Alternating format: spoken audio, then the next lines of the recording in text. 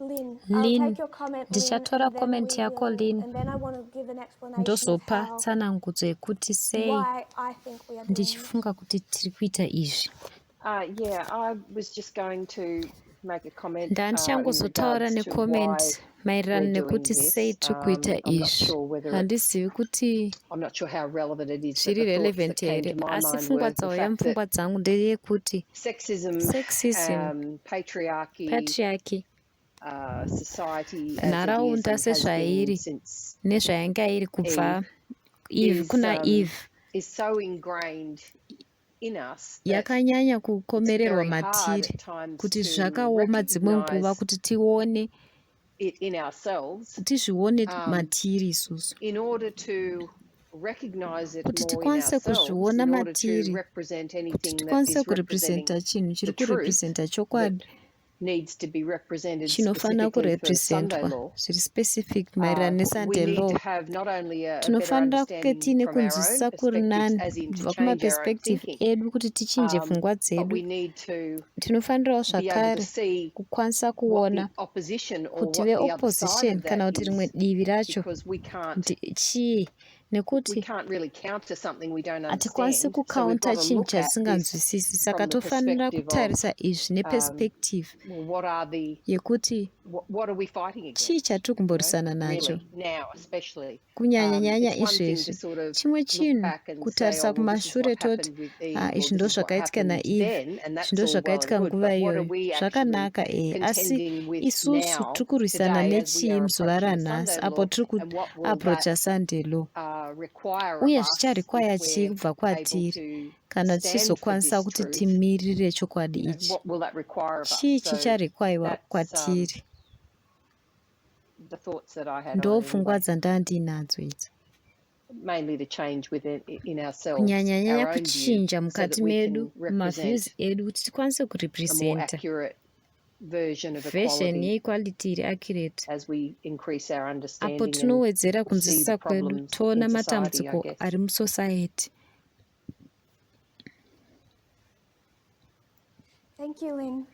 Waita basa Lynn, ndichangonzwa kubva kuna Marilyn ndozokometa papoint yako.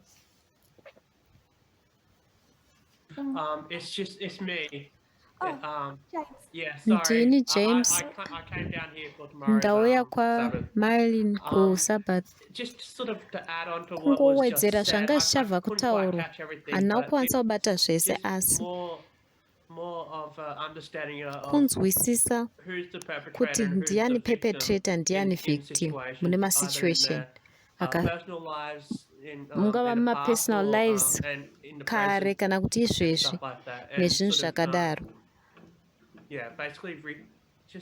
tichizoona kuti tozvigadzirisa sei. Ndo zvandofunga, handizivi kuti ndozviburitsa sei asi zvakanaka here ndikanyora kuti kunzwisisa mamechanism esexism kuti inoparita sei. Ndo zvandanzwa kana ndiri kuzokondensa zvawataura, nekuti umwe neumwe sexism yake akaexperiensa zvakasiyana. Dzimwe nguva vanhu vari mavictims, dzimwe nguva maperpetrator, zvimwe nguva zvakatosangana-sangana. Ndichatsanangura kuti sei ndiri kufunga kuti tiri kuita izvi. Izvi ndo zvandinoona zvichiitika kunze. Ndinotenda kuti zvinoitika zvakare mumovement. Ngatitore concept yekuita defund police. Zvaunoona mativi maviri. Zviri nyore kuti veleft wing vataure pamusoro peve-right wing, vachiti ave-right wing havana basa neupenyu hwemaAfrican American ava. Vanoda kuti mapurisa akuvadze maminority group. Zvavanoita manje vanogadzira strawman voti vese ma-white supremacist.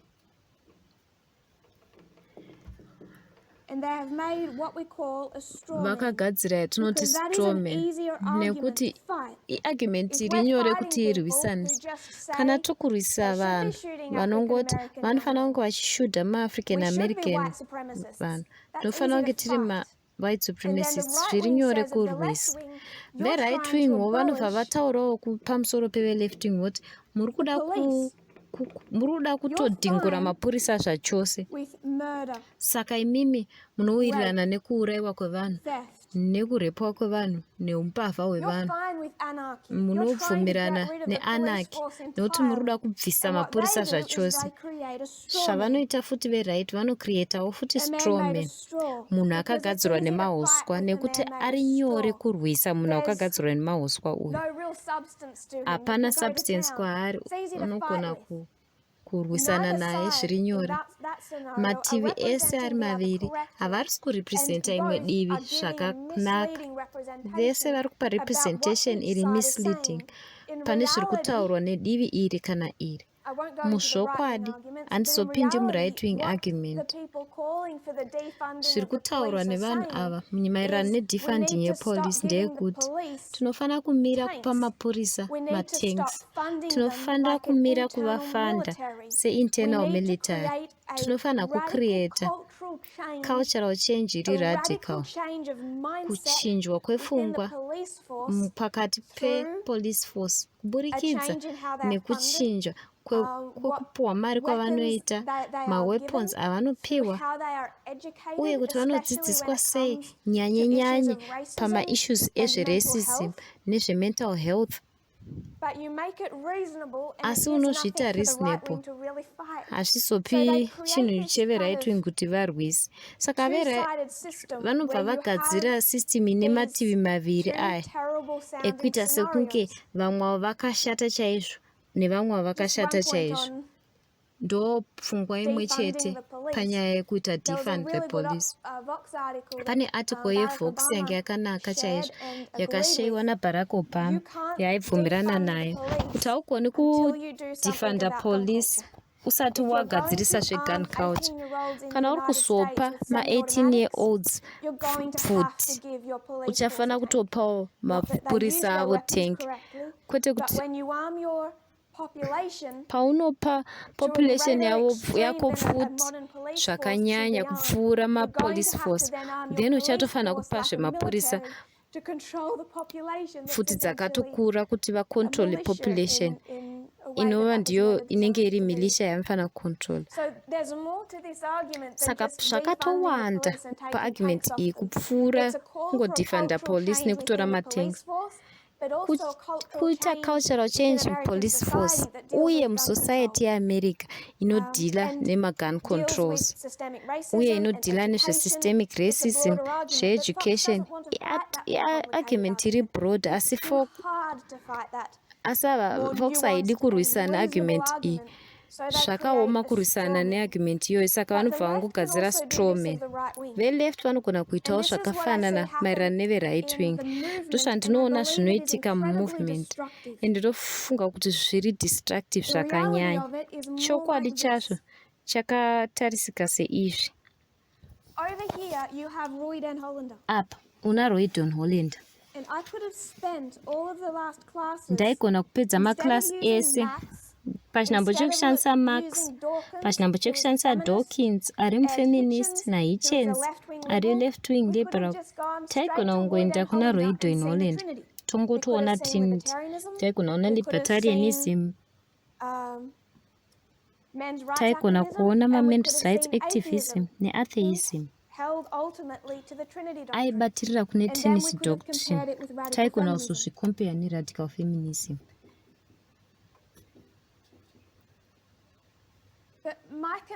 Asi concern yangu haisi Roy Don Hollander. Concern yangu ndezviri pakati izvi. Zvinoitwa nevanhu mumovement ino ndeyekuti vanouya kwandiri voti ndinoda message zvachose.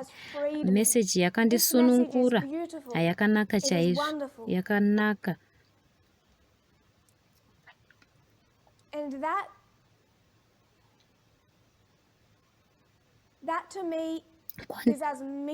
Kwandiri izvozvo hazvirevi chinhu sekutaura kwaHitchens achiti ndiri muliberal.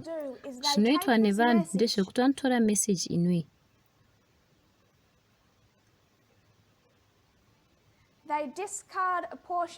vobva vabvisa imwe portion inoopposa personal conviction yavo.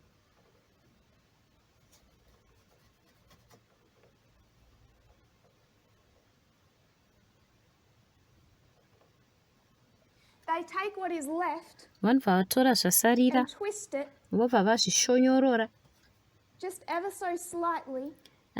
vanongozvishonyorora zvishoma shoma,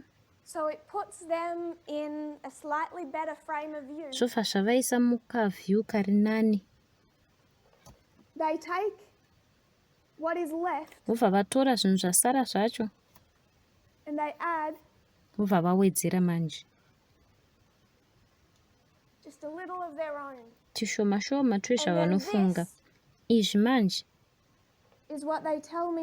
ndozvavanotaura kuti haizvitozvida chaizvo. Ndoramba nchizvinzwa zvichidzokorodzwa zvakanyanya.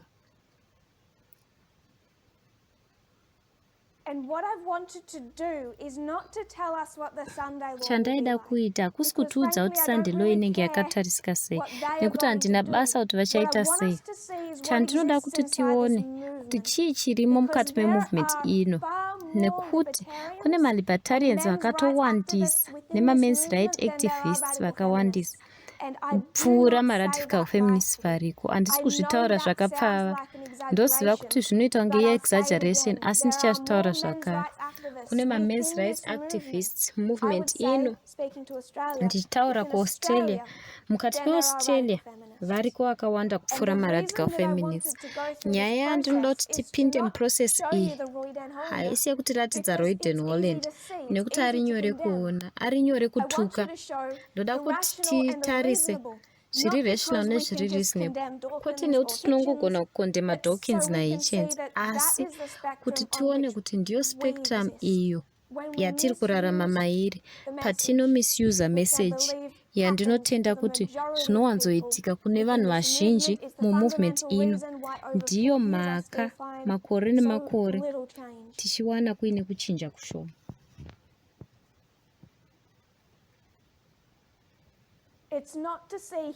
Hakuzi kuona uyu, hakuzi kuona uyu, kuona kuti pandakataura nezvelibertarianism yaiita kunge yakanaka chaizvo. Yaiita nzwika kunge yakanaka nekuti ndizvo kune vanhu vakawanda movement zvinonzwika kunge zvakanaka, zviri appropriate uye zvinokwezva. Freedom.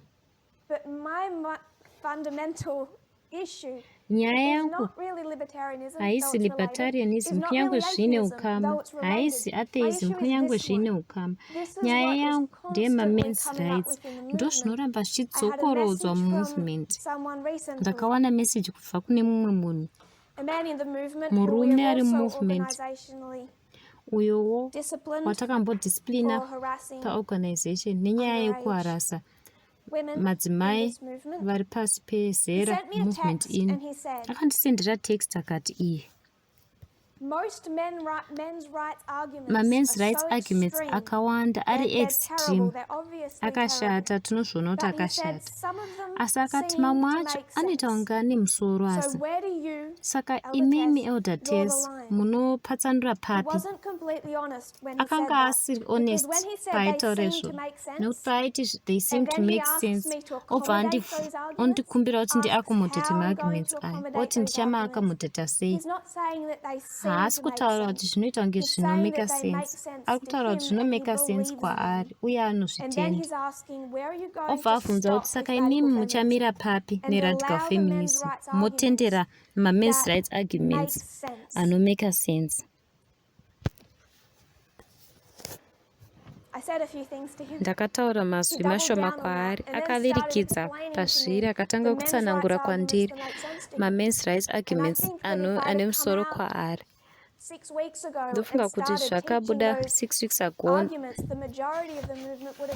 dei ndakabuda 6 weeks ago ndichizvidzidzisa, movement yaitaura ichiti amen, nekuti hatizi pana Royden Holland apa. Majority yakawanda haisi kuradical feminism. Vazhinji vanosanganisa zvasara zvavainazvo zvemessage kune izvo zvavanofunga kuti zviri rational, zviri reasonable. zviri logical. Always the arguments that justify their own behavior. Ma-arguments anojustifya behavior dzavo. Vanobva vaisa comment vachitaura nezverudo rwajesu. Vanobva vati amen. Tinoda zvamataura. Nei, nekuti zvinotenderana nekadimbu kemeseji kawinako. Wakatocheka zvimwe zvemeseji kuti ujustify sexism yako. Ndo mhaka tiri kuita izvi. Tiri kuzviita nekuti zvinobetsera kuona sexism musociety. KuSTEM zvinobetsera kuona kuti kune two streams muscientific community. Izvo Gina Ripon ari kurwisa battle nescientific community kuti vari biased. Zvinotibetsera kuti refocus sexism paglobal scale uye kureevaluate ma-causes esexism. Zvinotibetsera kuona ma-underlying cause esexism. Threat iyo iriko kunzwisisa ma-mechanisms esexism. Asi nyanye sezvataurwa naLynn kuti tizvione matiri nekuti ma-arguments anoramba aripo. Vanhu vanoti ndoda kudzidzisa zveSunday law, ndoda kudzidzisa zveinequality nekuti tinobata sei vana vedu. Zvinenge zvakanaka. Ndoda kudzidzisa nezvenidi yeradical feminism uye kuti inobetsera sei munhu wese nenyaya yemale suicide rate. Iyoyo immense rights argument yandichanida kuita tackle nekuti yakatekeshera chaizvo. Ma-men's rights argument vanhu havanyanyi kuzviziva kuti vari kuita ma-men's rights arguments. Havazivi kuti vakamira papi muspectrum iyi. Vanofunga kuti vari ku-left wing vachitarisa ve-right wing vachikondema. Muzvokwadi vari apa. Vanogona kunge vasiri pana Royden Holland asi vari apa pana Dawkins. Zvo vasingaoni. Uyu mu-18-year-old murungu ane pfuti, uyu nditaka Carlson, ndo vari rational, vari reasonable, vari logical. Vanogadzira nzira yekusvika kuna Royden Holland. Handida kupedza nguva ndichikondema Royden Holland nekuti hapana ari movement ari ipapo. Asi vashoma vari paradical feminism. Havapo nekuti vakabata messages nyeke kumakore 4 apfuura. Hakusi kuti tinzwisise ma-external eSunday law. Zvakanga zvingori kunzwisisa zviri mukati memovement. Tinogadzira ma-arguments estrawman kana tikangotarisisa pane zvakashatisisa zvinounzwa nelibertarianism. Ndaigona kutaura nelibertarianism ndongotananga straight kuna Gavin McInnes. Ndoda kutaura hangu nezvake asi ndaida kuti tione kunaka kweargument iyi. Ilibertarianism inotaura nehope munyika ino. Inotaura kuti vanhu vakanaka chaizvo. Dei maingosuduruka mukapa vanhu chance yekuzvidzidzisa kuti vashande pamwe chete vataurirane. Mopa munhu wese freedom yake. Vanokwanisa kuzvifigure out vega. Vanokwanisa kuramba vachikwira. Ndiyo libertarianism. Mukangomira kuda kugadzira hurumende hombe inoti attack, inogona kusapota ma-institutions. Munomisa izvozvo.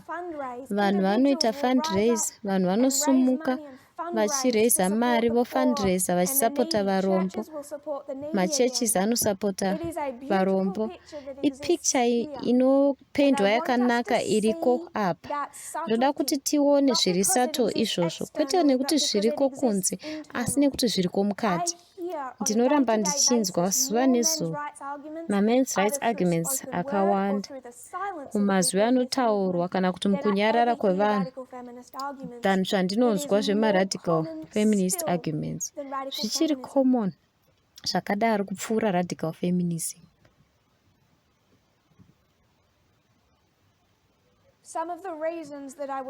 Mamwe ma-reasons andakapiwa muvhiki rapfuura. Mamwe ma-men's rights arguments ane musoro kune munhu wakandinyorera. Akati vanhu vanonzwa kunge varume vanonzwa kunge vadiki nekuti havasi kukwanisa kuprovida financially nzira yavanotarisirwa nayo. uye havasi kuda kunge vasingakwanisi kuprovaidhira mhuri dzavo. Varume havadi kuopena up nekuti vanoita kunge vari weak.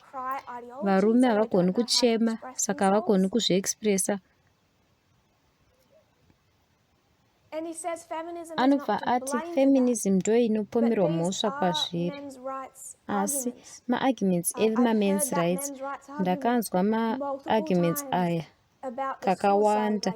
Nyaya yesuicide rate, handina kuenjoya research iyo yaiva necessary kuti tikombate izvozvo. Inzvimbo iri dark kuti tiende, asi ndaifanira ende taitofanira kuzvitaura, kwete nekuda kwemamen's rights activists kuti community iri kuita trouble, asi nekuti izvi ndo zvinoramba zvichiuya mukati. Tinoenda papi kuti tinzwisise kushata kwemaarguments akanaka aya. Tinoenda kune race, tinoenda kumillerite history. Ndoda kukota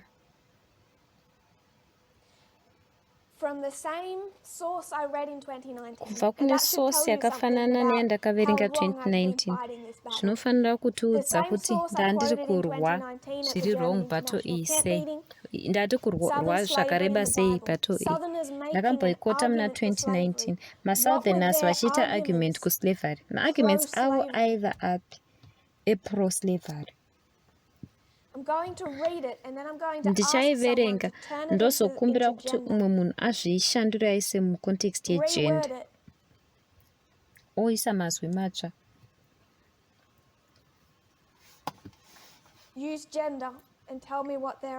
Oshandisa gender ondiudza kuti argument yavo ndeipi. Vanoverenga about 1/3 of the labor which is required of the white man in most countries is required of the black. The rest of his time is spent in singing, dancing, laughing, chattering, and bringing up pigs and chickens. So, Catherine, I'm going to ask you to turn that into Catherine, ndichakumbira kuti uzviise mugender. Kana veSouth vachiti mukuchinjana nezvechikafu nezvimwe zvese zvataurwa izvi, maslaves vekuAfrican America vanongoshanda third yelabor yavo, iyo varungu vese mune dzimwe nyika vachiita kune zvinhu zvakafanana, kuburikidza nezvekupfeka nedzimba, medical bills nekusapota old age.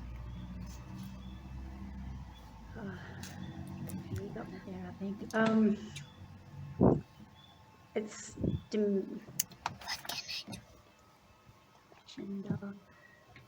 I mean, I've been exposed to this, but this, I guess, what my initial reaction is this idea that women don't really contribute anything. Like a lot of their work that is done by women, mabasa akawanda anoitwa nevanhukadzi even seen, it's invisible. haaonekwi. I'm not sure that I'm really getting what. Handinyatsozva kuti ndiri kuzvinzwisisa zvakanaka here.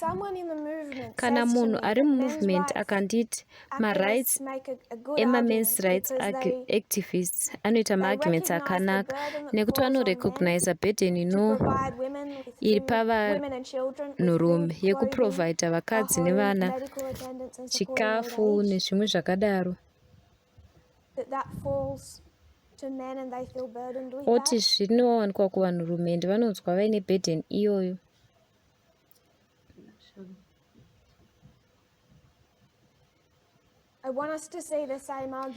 Ndoda kuti tione argument yakafanana neiyoyo iri kuitwa panapa, kuti slave aishushikana zvakanyanya sei, kuti aizodyei kana kuti aizopfekei, kana akarwara kuti aizowana here rubatsiro, kuti aizosapotwa sei kana achembera. Zvaimushungurudza sei kuslave uyu, mutoro uyu aiutakura sei, waiva burden yaitakurwa nemuridzi wemaslaves, ndo yaiva responsibility yavo.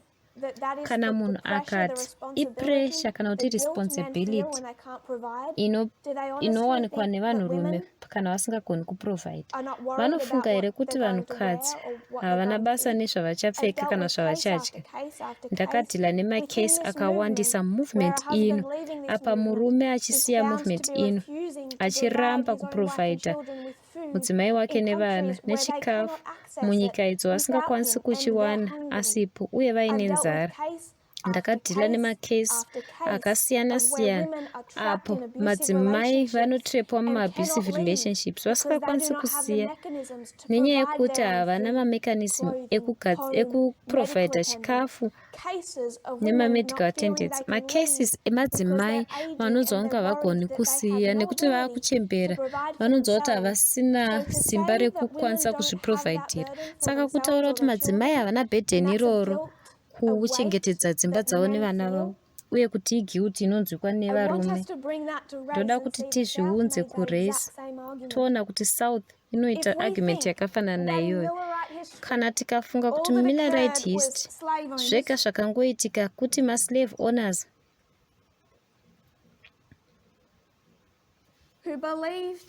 vaitenda mutorture,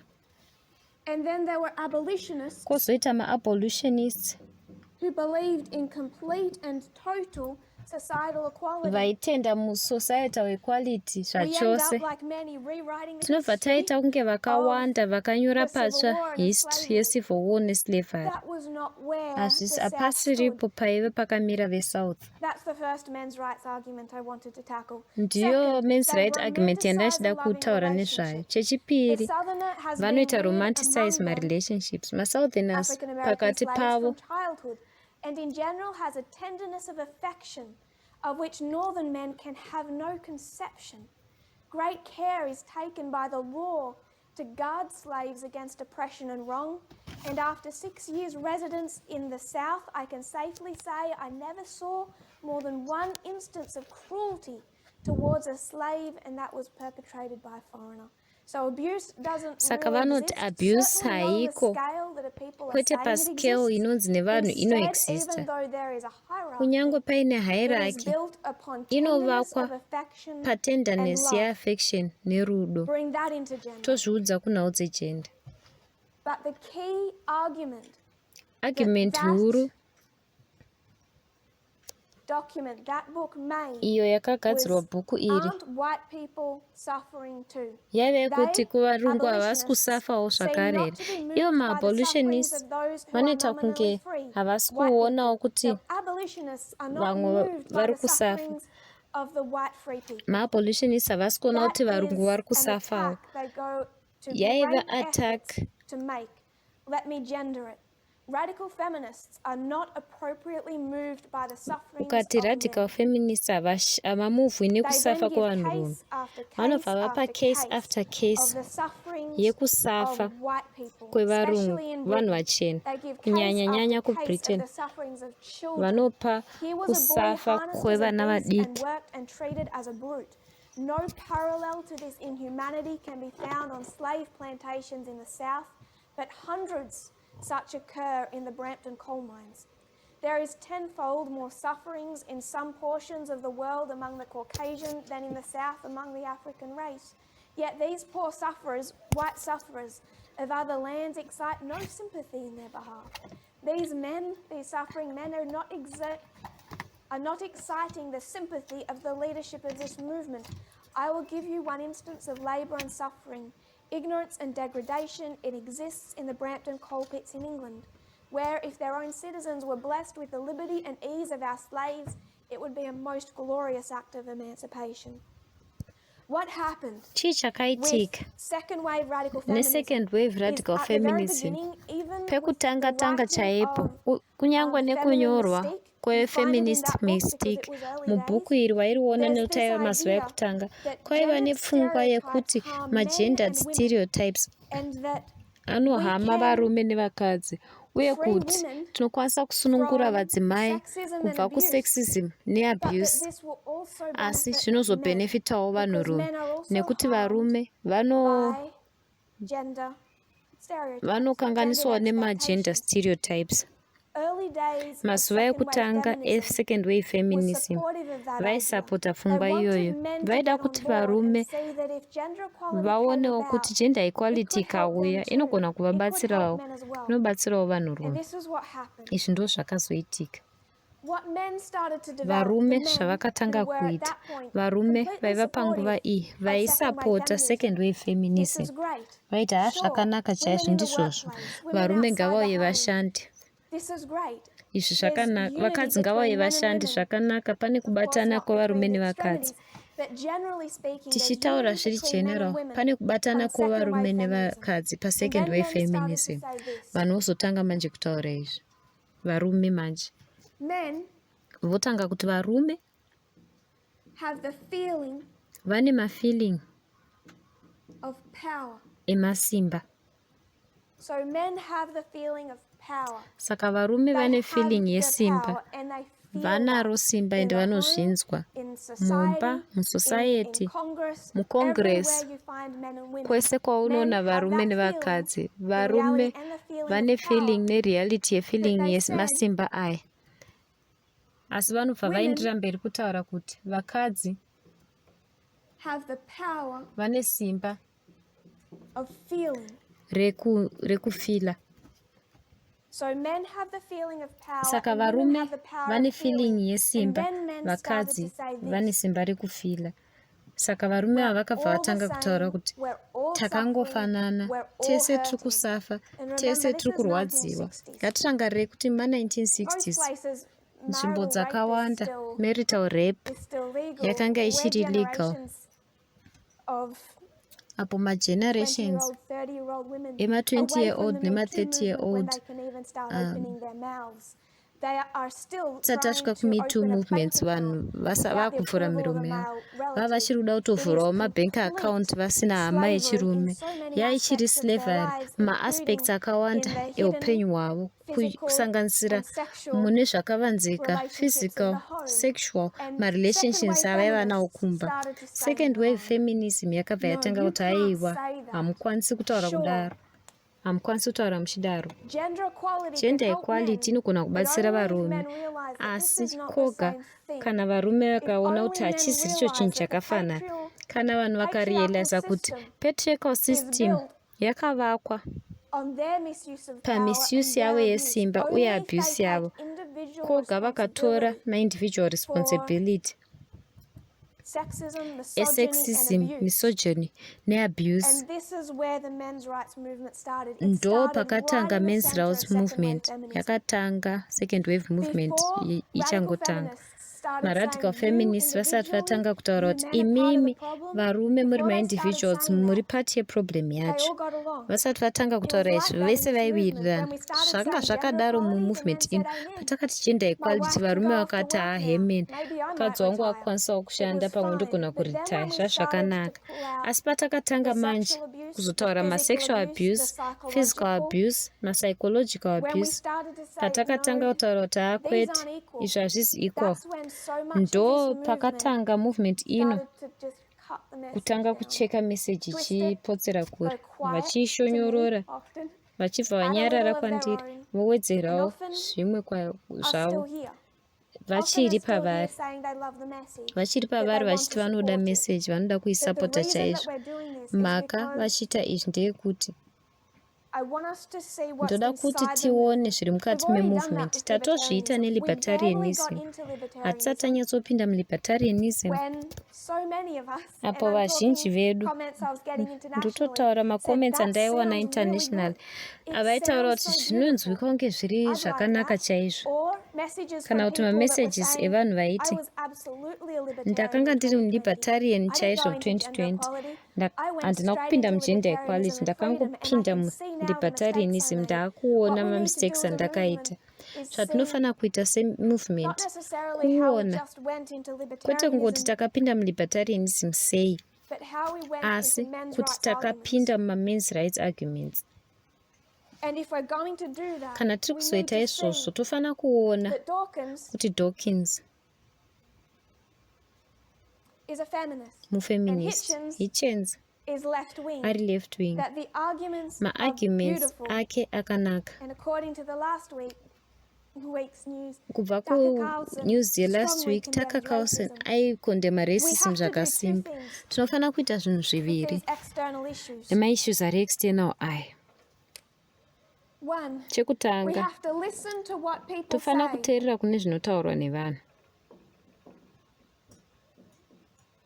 not misrepresent kwete what they are saying. kumisrepresenta zvavari kutaura, Not misrepresent kwete kumisrepresenta Hitchens and just Hitchens, say that he is tongoti a haa far-right ari far-right without muextremist uyu, explaining tisina how he kutsanangura supports kuti gay marriage, anosapota gay how he marriage, supports, anosapota zvakare how he supports so many liberal causes, macauses akawanda ari how liberal, he is in so many ways kuti left-wing. ari We left wing can't just go zvakawanda in zvakadii. and paint Hatingoendi the picture tongoisa that's picture ugly. yakashata We need to chete. listen to what they're Tofanira actually kuteerera saying kuti so vari we kuti don't chii, create straw kuti man tisagadzira arguments. ma-straw Because man when we do arguments, this, it nekuti makes it tikaita so izvi easy for us. zvinoita kuti If zvive this is nyore where the ugliness kwatiri. exists, Kana paripo pakashata pega, then it's all external. saka haa But zviri if it external exists in a chete. more subtle Asi fashion, kana zvichiva then it zviri subtle, exists then internal. zvinowanikwa And this is what I mukati. see in the Izvi ndo movement. zvandinoona We have mumovement. to listen to the Tofanira arguments kuteerera that these people ma-arguments are ari making, that kutaurwa a nevanhu ava. libertarian makes Malibertarian for kuti vane freedom. ma-arguments Because api unless we kufreedom, hear someone nekuti in the koga far right tikanzwa munhu ari kufar explain the right beautiful picture of achitsanangura freedom picture that they are yakanaka fighting yefreedom for, yaari we kurwira, won't realize hatigoni that kuzoongorora we actually kuti agree isusu with them, tinototenderana that we navo, actually kuti agree with tinototenderana Gavin McInnes' naGavin fight McInnes for freedom. kurwisana kwake We need achirwira to listen freedom. to what people Tofanira say, and kuteerera then kuti what vanhu we need vanoti to do chii, uye zvatinozofanira kuita is don't listen kuti hatifani kutoteerera to zvakare what they say. zvavari kutaura. Then when they tell you they are Pavanotanga left-wing, kukuudza kuti hai ndiri we-left wing, that means nothing. hazvina When they tell you zvazvinoreva. they are a feminist, Pavanokuudza it kuti ndiri means nothing. feminist, hapana When Tucker zvazvinoreva. Carlson says that he Tucker condemns Carlson paanokuudza racism, kuti it means ndinokondema nothing. racism, hapana When people say zvazvinoreva. that they love this Vanhu message, pavanoti that they ndinoda love this message ino, movement, ndinoda movement it ino, means so little to me now. hazvina zvazvinoreva Because the kwandiri amount of izvezvi, times I've nekuti heard nguva it, where yakawanda it ndichizvinzwa, has, and I have known emphatically ndakazviziva it was zvakanyanya, worthless. zvakanga zvisina We need to maturo. listen to what Tinofanira people say, kuteerera and kune then we need to zvinotaurwa nevanhu, listen to not listen nekuti to what they say tozoregedza about futi kuteerera themselves. zvavanotaura pamusoro pavo ivo pachavo. Because how do we vote? Nekuti tinovhota seiko? How do we vote when it comes to the kingdom of Panouya God? kuumambo hwaMwari tinovhota sei? Brendan.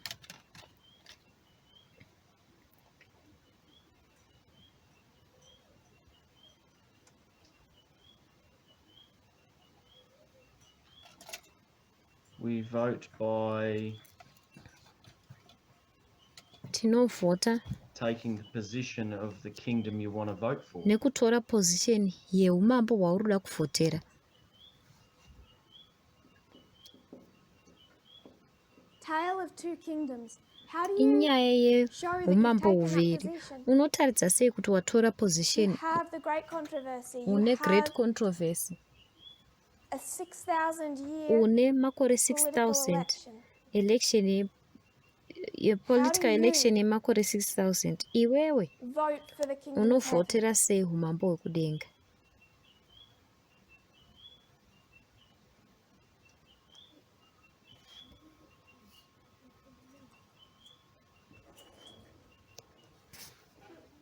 By living, Nekurarama, breathing and speaking kufema nekutaura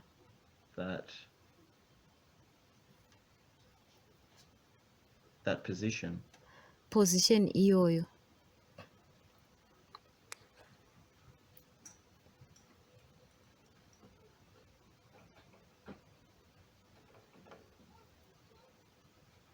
Living, Kurarama, breathing, kufema,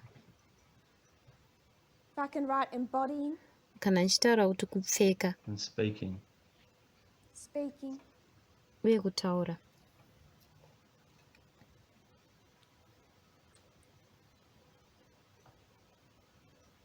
I don't agree with the speaking part. Handibvumirani nepati If I've yekutaura. learned anything over the last Kana paine 4 years, chandakadzidza kumakore speech mana, doesn't mean a whole lot. taura hakuna zvakunoreva. what some said zvinotaurwa so nevamwe well-meaningly vachida for kurevesa some time was just stay on the kweimwe boat. nguva vaingoti Just stay in the movement. ramba If you uri don't like the muchikepe leadership, if you ramba don't uri like what they're mumovement kana saying, usingafariri you have to leadership tear up and just keep the bit you like and have your ingoramba own. uri Just muchikepe stay in the kana movement nyange ukabvisa and zvimwe you'll zvidiki sail ramba uri through. muchikepe Don't unokunda agree with that. handitenderani nazvo Because nekuti how do you vote? unovhota sei How did Adam and Eve vote adamu naeve for vakavhota equality sei over freedom? maererano neequality pamusoro In their case, freedom over equality. How do pefreedom kana kuti we freedom vote for pamusoro equality over peequality freedom? tinovhotera sei freedom kana Can kuti you equality vote over in freedom God's government, put it on a piece of unogona paper and kuvhota say, here I kuhurumende choose yamwari equality wozvisa over pabepa freedom, woti then turn to your ndinochuza own life and equality practice over freedom freedom over and over and asi over again, muupenyu no matter hwako how it wopractiza harms the freedom salvation of others? zvakanyanya kunyange zvichikuvadza equality People yevamwe in this movement, day after vanhu day after vemovement day ino after day, are mazuva voting ese for the vari wrong side kuvhotera divi while risiri iro saying apo that they love vachitaura this kuti message. vanoda meseji ino You can't stay on the ship haukwanisi kuramba uri pachikepe by just kind of existing within the movement. nekungorarama uri mumovement That's not what puts someone on this hazvisiri boat. izvo zvinoisa munhu What puts pachikepe someone, chinoi places someone zvinoisa munhu on this ship muchikepe ichi is adherence to a political creed. kubatirira kune political creed You can't vote Republican on a haugoni piece of paper kuvhotera kuti and ndiri then come and say, murepublican where is my pabepa universal wobva health care? wauya woti You have to universal health care embody yangu iri the kupi whole of that political unofana platform kupfeka and you have to political live it. platform yese We don't get to woirarama write on a ballot hatingonyori paper that we paballot want paper heaven. We have to live nepamusoro now pedenga before we get to tofana heaven kurarama izvezvi what tisati tasvika constitutes the kuheaven kingdom of heaven. kuti chii And chinoconstituta too much of umambo this hwekudenga movement is here. vakanyanya So yes, vemovement we're ino going vari to apa study how this hongu impacts our tichastadha kuti understanding of the zvinoimpacta Sunday sei law. kunzwisisa kwedu But that sunday law conclusion asi in conclusion my iyi mind mupfungwa mangu is insignificant haisi if we're significant not able to kana navigate tisingakwanisi kunavigata the nice sounding arguments that are maarguments aya continually anoita seakanaka made anoramba on behalf of achiitwa men's rights pamusoro activism today. pemens right There was a activism video zuva ranhasi pane on video YouTube, payoutube a short documentary on the documentary split occurring pfupi through the evangelical community in pasplit America. yaiitika And they kuevangelical interviewed community this kuamerica vakainterviewa far-right pastor pastor of vefar this right little community, not vecommunity little iyi community, his congregation is absolutely vecongregation yake doomed. They interviewed him vakamuinterviewa and he said iye emphatically, akataura I am zvine not a member of emphasis achiti QAnon. handizi I do member not yeqanon believe in QAnon. Do not handitendi associate muqanon me with musandi QAnon. associata And then he stood neqanon up in the pulpit and akabva said, azosumuka the papulpit liberal ndokuti elite are all pedophiles. Listen to what he says. But don't listen to what he says about himself, because when he says he's not a member of teererai QAnon, that's meaningless. zvaanotaura When nokuti people say paanoti I'm not a handisi men's member rights yeqanon activist hazvina because I'm zvazvinoreva not an paanoti activist, handisi mens right activist that's nekuti handisi meaningless. It's activist whether or hazvina not zvazvinoreva it's whether or not you embody their kuti arguments, you think their arguments are unorarama reasonable, maarguments avo here and kana then kuti unofunga kuti whether you mean maarguments to avo or ari not, you reasonable will live zvinobva as if zvaita their whether or not arguments kuti are reasonable. uchararama sekunge I maarguments avo haven't ari wanted reasonable to teach on the men's rights ndoda movement kudzidzisa nemens right movement because it's a very dark place to go, nekuti idark place especially when you yekuenda start kunyanya getting into nyanya kana the wakupinda use of mune kushandiswa suicide rates and some kwemasuicide of those rates components, nemamwe some of macomponents those arguments nemamwe that are prolific. maarguments ari But I'm prolific going to have to. asi ndichatofanira kupinda mazviri I would like ndichada to, kuti I suppose, give a little bit of a warning ndipe warning that we are going to do that. kuti I tichapinda think we're mazviri imminently going to zviri have, pachena kuti hopefully encompass it in one presentation, zvichaitwa the arguments about presentation imwe chete the ndinovimba burdens men carry for maarguments providing for family, ekuti varume for, we vanotakura can go back mabhedhe over nekuprovhaidha speech if that's still, kumhuri I've addressed that before, togona not kupinda understood. kuspeech iyi Going to have to do a yandambotaura presentation that goes tichaita into presentation self-harm, depression, iyoyo suicide. inoenda And if you think that's kuself going to be harm hard to listen suicide to, it hasn't been nedepression hard, kana hasn't been muchifunga easy to kuti study. zvakaoma kuteerera hazvina kunge But it's too zvakapfava kuti prolific ndizvistadhi to leave, and it continues asi to hazvina warp kukungwara people's kuti concept ndizvisiye nekuti of zvinoramba zvichikanyanisa where they maconcepts stand on evanhu this ekuti line vakamira papi today. palaini iri muzuva ranhasi We're going to go into the court case of Johnny Depp and tichapinda Amber Heard. mucourt This case is yajohnny Gamergate Depp 2.0. na We're Amber. living through prophecy. Tiri kurarama Do we muprofesi realize that igemage we tiri are living through kudzokorodzwa. prophecy? Tiri Do we realize kuratarisa what here this kuti tiri means to kurarama gender equality? muprofesi. Tinoriziva here kuti zvinorevei That kugender hasn't been equality. present. Zvazvisina kunaka. But there is far too much of Asi this kune and a zvizhinji justification zvepakati apa for people's, nejustification yazvo. women as well as men, their misogyny Varume in what zvakare they nevakadzi continue to think is misogyny yavo rational, yavanoramba reasonable, vachifunga kuti zviri logical rational, and zviri fair, reasonable, and it zviri is logical, not. zviri fair, izvo zvisiri. An evolutionary psychologist arguing for biological inherent differences between men and women kumabiological can make a differences pakati robust pevarume argument. nevakadzi anogona kuita That does argument not iri mean that they robust, are right. hazvirevi kuti A ari men's right. rights activist can Men's make right a argument, robust argument activist for how anogona gender kuita argument stereotypes iri harm robust men, and they nemagender can use the stereotypes. suicide rate to do Anogona that. kutoshandisa masuicide That does rate not make them kuzvitaura, right. hazviiti It kuti ange ari does mold correct. whether or not someone in this Zvinoumba movement is capable kuti of being a radical feminist. hazvimodi kuti munhu movement unoyi ari I capable want to kuve close, but radical feminist here I just izvozvo. want to say Ndoda something kuvhara after asi we ndoda close. kuzotaura zvimwe zvinhu So tapedza please don't go tavharira, immediately. saka musazobuda.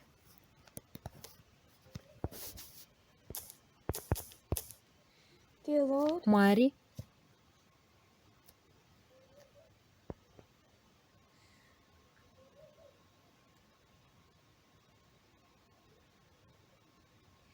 we see how hard your work is. tinoona kuti basa renyu rakaoma We see sei. how deep these things lie. Tinoona kuti zvinhu zvakadzika sei matiri. We see how hard they are to rid ourselves of them. Tinoona kuti zvakaoma sei kuzvibvisa, kuzvitakanura matiri. Lord, I don't think people are seeing Mwari, handifungi the kuti ugliness vanhu vari of what kuona exists in these kushata arguments and in themselves. kwezviri mumaarguments aya And I pray nemavari. that we might, Ndonamata kuti not to crush people, but to save them.